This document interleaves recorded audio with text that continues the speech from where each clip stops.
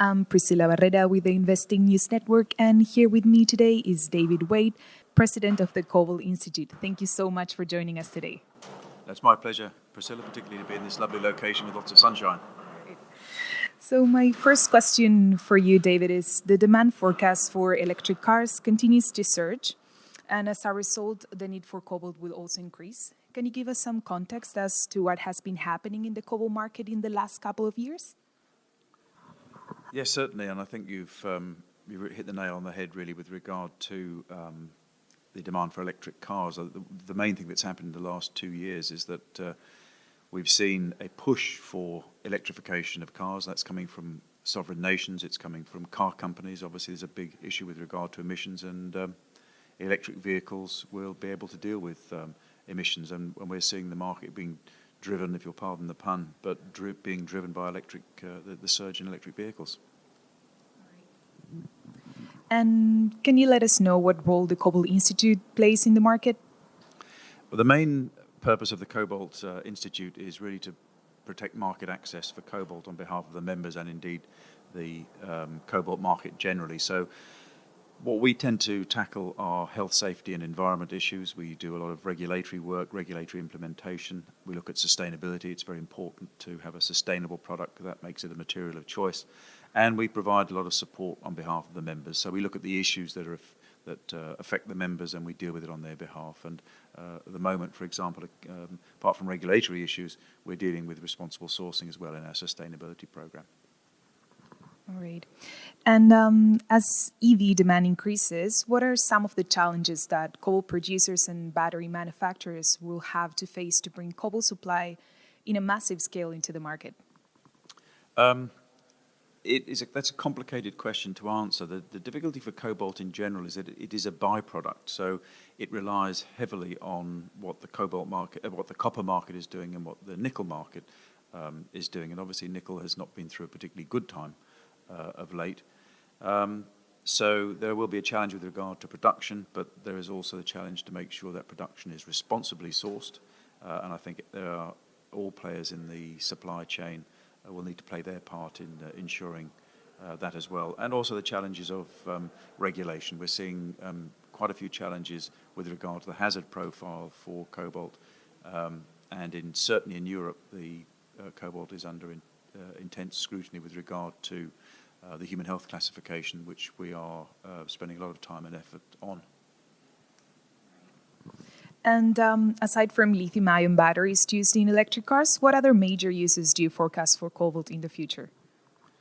Well, really, the cobalt has such a broad range of uses. Unfortunately, we haven't got time to go through them all, but the big dynamic in the last 15 years has been the introduction of rechargeable batteries, which is the largest end use for cobalt. But don't forget, cobalt market has been going solidly since the end of the Second World War. Its other prime use is in super alloys, the types of alloys that you get in the hot ends of jet engines.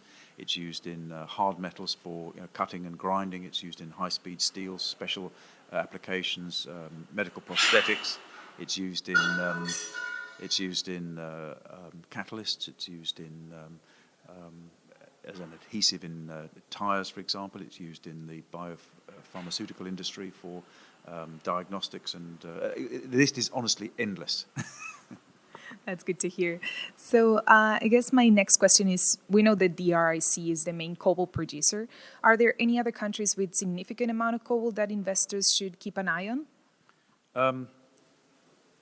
The interesting thing about cobalt is it is only in specific areas, but Central Africa obviously is the cradle with regard to production. It has the largest production and the largest reserves, but there are interesting projects in Madagascar, in Australia, in Canada, in Russia.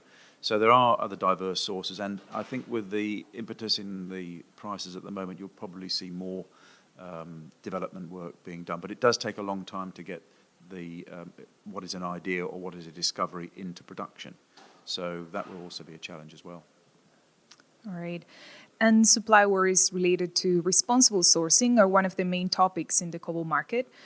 We know that the Cobalt Institute has launched a partnership with RSC Global to address this important matter. Can you briefly talk about that? Yes, for sure. This is something we're very excited about with RCS Global because I represent the large-scale mining companies, and the large-scale mining companies do have sustainable practices. They are responsible suppliers. But what we've learned is we have to demonstrate that in a collective way. So with RCS, we're going to develop the Cobalt Industry Risk Assessment Framework, which will be able to sit out in the marketplace, and any stakeholder will be able to know what it means to be responsibly sourcing cobalt. And I emphasize that we represent large-scale miners who have very significant corporate sustainability programs already in place.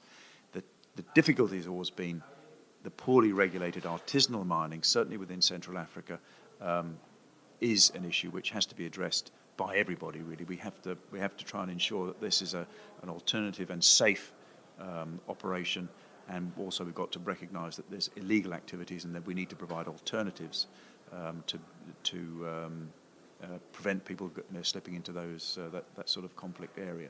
But the large-scale mining industry will do what it can to ensure that people know that the material is being produced and sourced responsibly. All right, and finally, my last question for you today. Are there any other factors investors should be watching out for that could impact the cobalt market in the near future?